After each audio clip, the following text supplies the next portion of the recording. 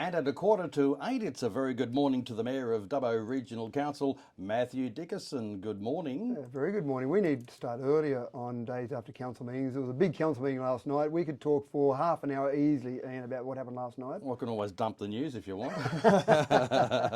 I'll tell you what. Well, firstly, some of the issues coming out of last night's meeting. 9 councillors now going to the local government LGA conference later on this year. Correct. That's in November this year, and I actually think that's fantastic. I mean, there was some criticism I saw in the print media there that talked about, oh no, councillors going off on a junket, but what people don't realise is that councillors have got to take annual leave from their work, they've got to go away from their family, and they go along and you learn so much. If you go to a conference and you go with the right attitude, you can't help but learn. I challenge people not to learn things when they go to a conference. So apart from the presentations, you also get a range of discussions with other councillors. What are you doing in your council? Hey, we've got this problem. How do you solve that? Oh, that's a great idea.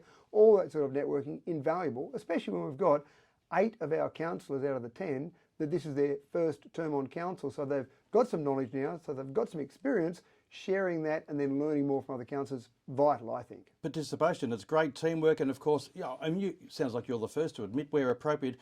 It shouldn't just be the mayor going off to these things, but take these other councillors so they can learn. Yeah, that's exactly right. And I do encourage our councillors to go to various functions, various events, various conferences, especially if there's something that's a particular interest to you. If you've got a focus on something, if you've got a focus on housing or roads or whatever it might be, go to some of those conferences because you learn, and that's what it's all about. And we've got a $250 million budget.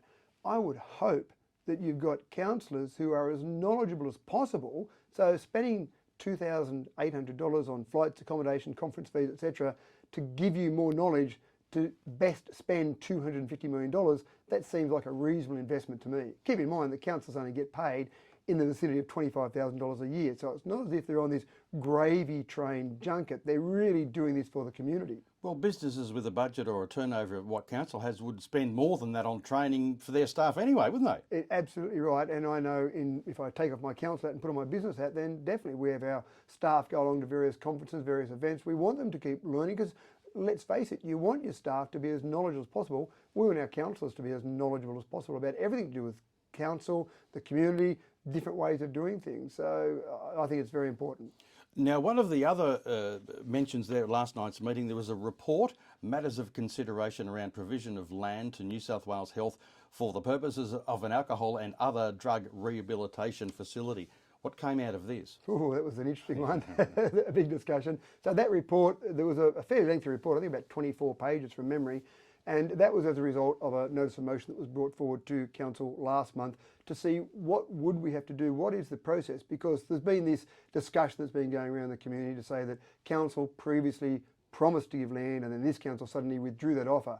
And we've talked about it before, Ian, I don't want to go over the same old story, but we have found no evidence that there has been any resolution of council to provide land, to promise land, etc.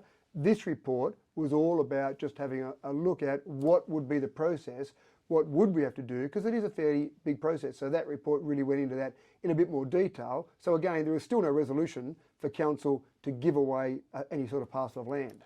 Well, recently, Stephen Lawrence MLC has asked me on this program to ask you a question in relation to this. I'm going to play you some audio. Sure. Okay. So he has got my phone number, so he can ring and ask me the question. He told me to ask you, so Right. I'm going to play you this piece of audio. Have a listen to this, Matthew. Sure. And again, as I understand the sort of emerging position of council, I think if the state government agreed to move it from Spears Drive, council may well be sympathetic to giving land at North Bungle Gumby. You'd have to ask the mayor about that. But that's sort of my understanding of where it's heading. So I think there's a realistic prospect of council going back to their old position of potentially offering North Bungle Gumby, and I think that's a good thing. Well, firstly, is council sympathetic to that? Is there any discussion about that? Well, sympathetic's an interesting choice of word. We don't deal in sympathetic, we deal in resolutions of council. So at this stage, there is not a resolution to give away a parcel of land. There has never been a resolution of council to give away a parcel of land to the New South Wales Health Department for the provision of an alcohol and other drug facility.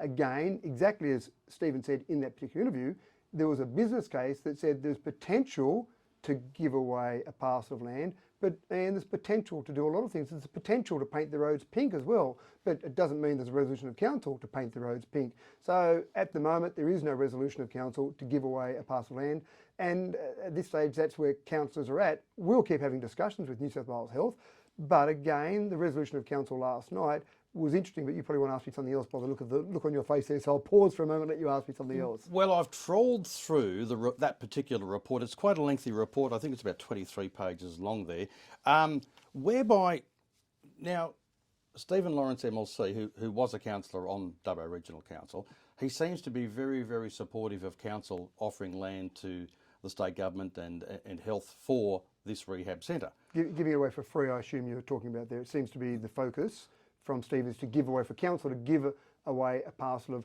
community-owned land, council-owned land, so that's the community owns that land, giving that to the health department for free seems to be the focus there. Well, there was no mention of sale in the audio that I have. Now, I trawled through this report on page 58. Back in 2018, August 2018, there was a New South Wales Upper House inquiry entitled The Provision of Drug Rehabilitation Services in Regional, Rural and Remote New South Wales. Now, the then Councillor Lawrence, on behalf of the then Mayor Ben Shields, represented Dubbo Regional Council as a witness to the inquiry, and this quote appears in the council's report here. As a council, we are determined to be the voice of the community on these issues, and we will continue to advocate and play an enabling role to assist in services being provided. Now, this is the important part. There is, of course, a limit of what we can do. Quote, the ratepayers of our LGA cannot and should not bear the burden of capital expenditure and recurrent budget of rehabilitation centres, drug courts and the like. These are fundamentally state and or federal government responsibilities. The point I'm making there, do not bear the burden of capital expenditure. I'm thinking if he's asking that the council be sympathetic to giving away land now, but back here, when he was a councillor... It does sound like a different tune. I'm just trying to... I'm only a simple person. I'm just trying to work this out. One thing that I think people sometimes get a bit disappointed with their community leaders, their politicians, etc., is inconsistency. They want to see people be consistent and have good solid reasons behind their decisions. It does seem interesting that in that particular report, and that's Hansard, you're quoting there, is Hansard from that parliamentary inquiry, so it's not a casual offhand comment, that says these are the responsibility of state and federal, and council shouldn't bear the burden of those costs.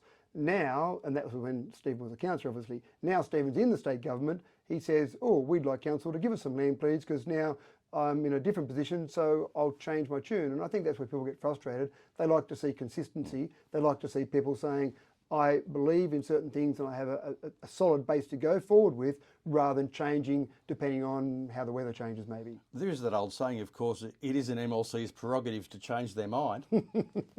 Not familiar with that old saying. I've doctored it anyway.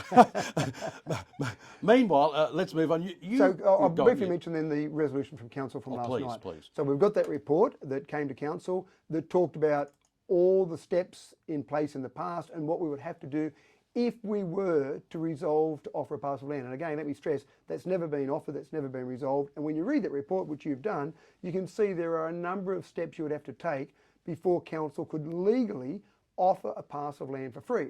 The resolution from last night was that essentially looking through the criteria from New South Wales Health and the 19 sites, 19 minimum sites, I've said in the past 16, but there's even more than that. There's 19 sites listed there that were discussed, talked about with New South Wales Health. Here are some potential sites. Can you have a look at those? They were council-owned sites.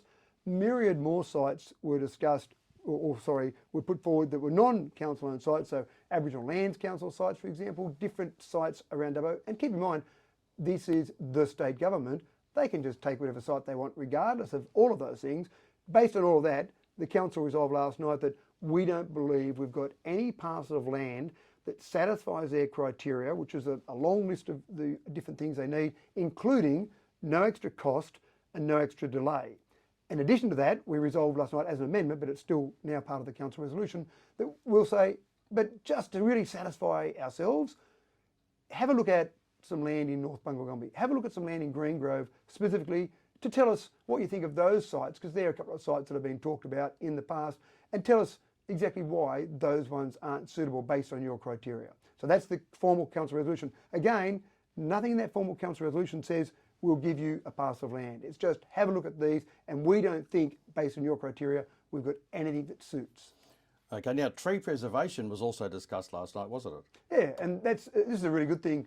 I think one of the things that people get a bit confused about with council is they want to look at other council areas and see what they're doing and want us to copy everything the same. But different councils have different rules and regulations in place because we're all in different areas. We've got a tree preservation order at the moment. Some people argue that's not strong enough. You've got to be on the registered tree list to have that tree preserved, and that's a bit of a process to go through. Some people think we should make it a little bit different to that. So we're going to go out, what we resolved last night is to go out to community consultation to look at a different tree preservation order, and we'll look at some other council areas to see what they're doing and maybe put up some different options. That'll result ultimately in some change. I can't tell you what that change will be because we haven't done the community consultation yet. There'll be some change, I imagine, to our current tree preservation order, but that'll be important for the community to be involved in that. Also a draft net zero framework. This is really exciting. I didn't actually realise before we started this process that carbon neutral and net zero were not the same thing. They kind of sound the same to me, but they're actually different, and so we want to aim towards net zero, and the difference is in how much you produce. So some places can say we're carbon neutral because they just buy a lot of carbon offsets and they don't change their behaviour in how they produce CO2. Net zero means that you're changing your behaviour to reduce the amount of carbon you produce in addition to then doing some offsetting. The big issue we've got though, Iain, is that we've got a tip, and our tip produces 62% of the greenhouse gases of our whole organisation.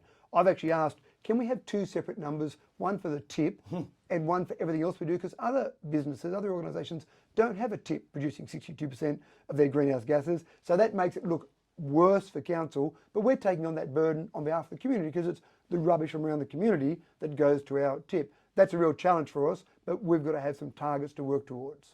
Okay, also too, something of agricultural interest there come up last night? Which particular one? There was a lot done. Which particular agricultural Was there interest? some? I believe it was to do with. Is there a museum, something like that? What was? There was some funding discussions around Wiradjuri Cultural Tourism Centre. That's right. The old Dubbo Jail Plaza and the events precinct or the entertainment precinct.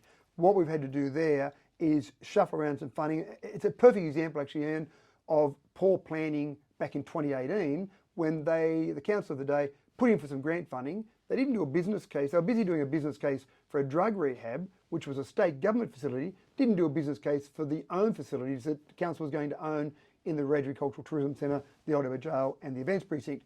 As a result of that poor planning and poor costing all those years ago, if we were to build those three facilities now, and we've got the government grant money, but if we were to build them, we'd need to contribute $9 million from the council. Now, they didn't ever look at that back in 2018. They just put in for grant applications.